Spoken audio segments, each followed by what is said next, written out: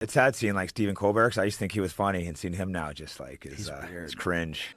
The caravan? It's weird, right? Right? Like the vax thing, you're just like, oh my god, this is so hard to watch. The vaccine songs. Yeah, you saw that, right? It's like, That oh was my god. strange. Mhm. Like, I want to be in the meeting when they pitch that. Like, here's the thing. We're going to go da da da da da da da. Vaccine. Vaccine! Right. Like, where's the joke? I'd be like, where's the joke? People going to watch this?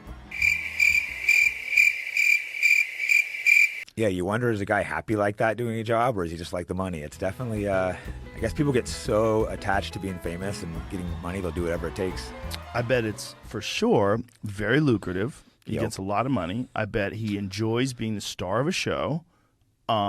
He enjoys being on the in. He's in on the in crowd. He can hang you out know? with Obama probably, Oh. and Hillary, and all these important people. Have you ever seen the video of him dancing with Chuck Schumer and high-fiving each other? Thank God I have not. Oh, you need to. You need to see it right now. What's going on, everyone? Jeremy here from the Quartering, and Joe Rogan's kind of remained out of the headlines over the past couple of weeks, and that's not always fun. It's not fun for me because we don't get to laugh and meme on everything, but it's probably good for him. He can't always be bringing a ton of pressure on himself. Eventually, he'll probably, his luck may run out.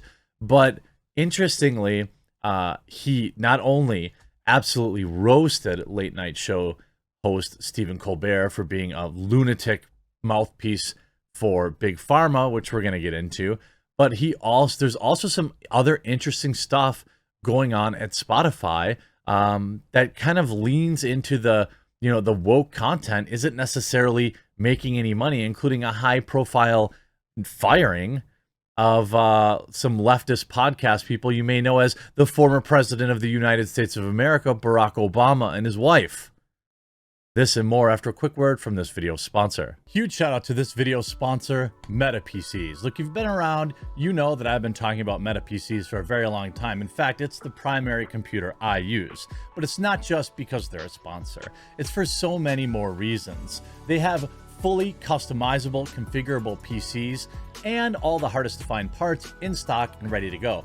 They also have ready to ship PCs ready for you today. Here's a couple reasons why I like Meta PCs. First and foremost, it's veteran ownership. Meta PCs is a veteran-owned business. One of Meta's owners has served both in Afghanistan and Iraq and received a Purple Heart for his service. Meta also employs military veterans in Meta's Operations Center and also provides systems to veterans going back to school to help them re-enter the workforce all across the United States. They offer financing. It has 100% US-based sales and support. And when you receive your PC, it's ready to go right out of the box. You don't have to get complicated and set things up. You just plug it all in and you're ready to rock. And on top of that, Meta PCs is offering you, my viewer, a huge discount when you use the link in the description or you use promo code TheQuartering. If you use my code at checkout, not only do you save money, but you support my content and a company that will not bow to cancel culture. So maybe you're not ready to pick up a new computer today, but when you are, remember to go to metapcs.com and use promo code TheQuartering to support me and to save money. Hey, you might not be ready to buy a brand new computer right now, but Meta PCs has you covered. Gamer, non-gamer, work from homer. They are a strong sponsor of this channel that has stood by me through many cancellation attempts, and it's the brand I use and the brand I recommend. So when you're ready, remember my promo code. Now, Joe Rogan rips Stephen Colbert for stoking, quote, mass psychosis with his weird poke song. Joe Rogan took aim at Stephen Colbert during an episode of his Spotify podcast on Wednesday, calling the CBS late night star weird and criticizing his chumminess with top Democratic Party officials. During the interview with MMA fighter Jake Shields, Rogan also criticized Colbert for his weird skit on the CBS show that featured dancers dressed as syringes who did a number to promote the poke. Colbert, according to Shields, is, quote, cringe. Rogan agreed, commenting, he's weird, right? Shields then mentioned a 2021 skit on Colbert's Late Show featuring the dancers, the dance troupe dressed up. You're like, oh my God, this is so hard to watch, Shields says. The poke songs, that was strange, Rogan said. What do you mean? He got paid for that. Of course he got paid for that. I want to be in that meeting where they pitch that, like, here's what we're going to do, da-da-da-da-da-da, the poke. Like, where's the joke? Are people going to watch this? When Shields wondered if Colbert is, quote, happy, or whether it's just the money, Rogan said, I bet it for sure is very lucrative. He gets a lot of money. Rogan added, I bet he enjoyed being the star of the show, and he enjoys being in on the in crowd. The podcaster then mentioned a viral video showing Colbert and U.S. Senate Majority Leader Chuck Schumer dancing and high-fiving during a charity concert last summer. There's this video Colbert dancing with Chuck Schumer, and they high-five each other. Rogan said, it's so strange. He added, they're high-fiving, and Schumer is dancing outside with his mask on.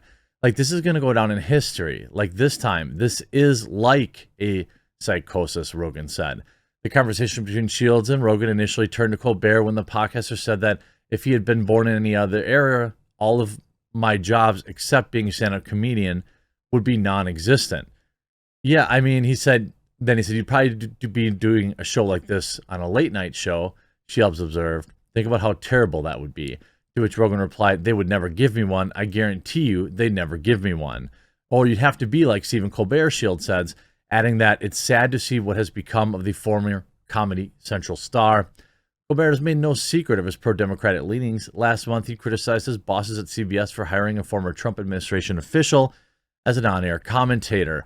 Look, I think that a lot of these people end up or start as relatively normal. But then they hang out, they hang out with an increasingly more and more like pro-establishment Democrat crowd. That's where all the money is. All their rich liberal friends in California are either publicly far leftists or privately too afraid to say anything else. Because we know what happens to people who, refer to themselves as conservative in Hollywood. You become this. I mean, even the thought that an actor is conservative leads to nonstop, obsessive dragging by the lunatics on social media. Look at Chris Pratt. The guy has never come out and said that he's Republican. He's never come out and said he voted for Trump just because he goes to church. There are a lot of Democrats that go to church. A lot of Democrats go to church. But, like, they see this and they're like, oh, he's definitely a Trump guy, so we have to whine and complain. Like, I'm not saying Chris Pratt is the best actor ever.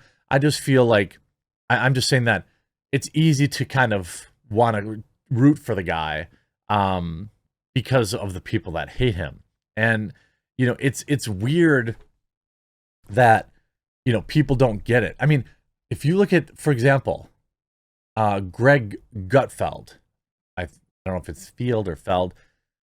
I don't watch Fox News really. I see Tucker clips. But, not that long ago, they launched a late night talk show to compete essentially with Colbert, Kimmel, and Fallon. Fallon's less of a political hack. His show is just still worthless garbage. But, like, he's less of one, and that's actually been an issue at the network. They want him to be more political. Well, Fox News requires that you have a paid subscription to cable or streaming or something like that. So think about this. The whole world can watch Stephen Colbert with a roof antenna.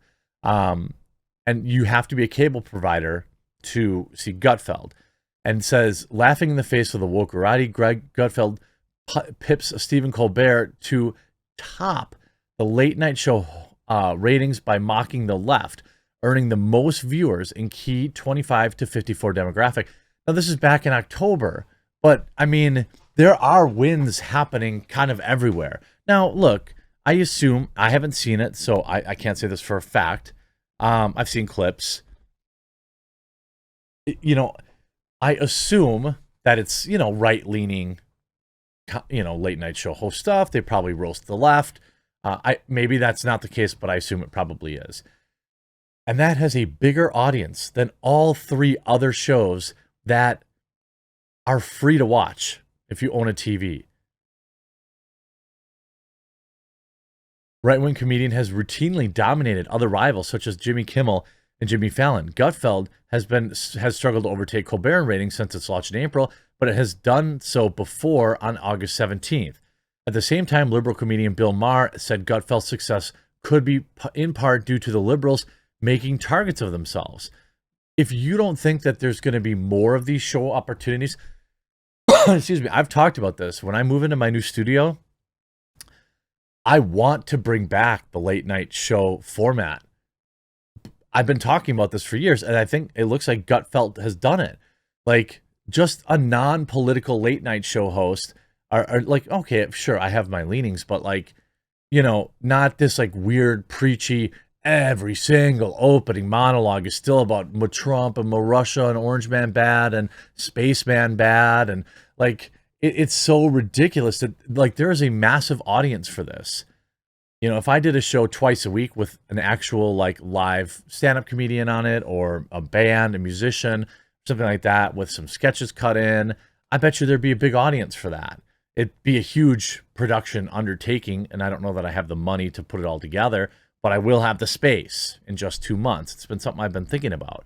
And it's actually kind of, you know, it's hilarious. And then look at this, Spotify moving on from the Obamas. Paying Joe Rogan's millions proves it doesn't often pay to be woke. Want left-wing talking points? Go to Obama, MSNBC, CNN, New York Times, or WAPO, Jason Ritz told Fox News Digital.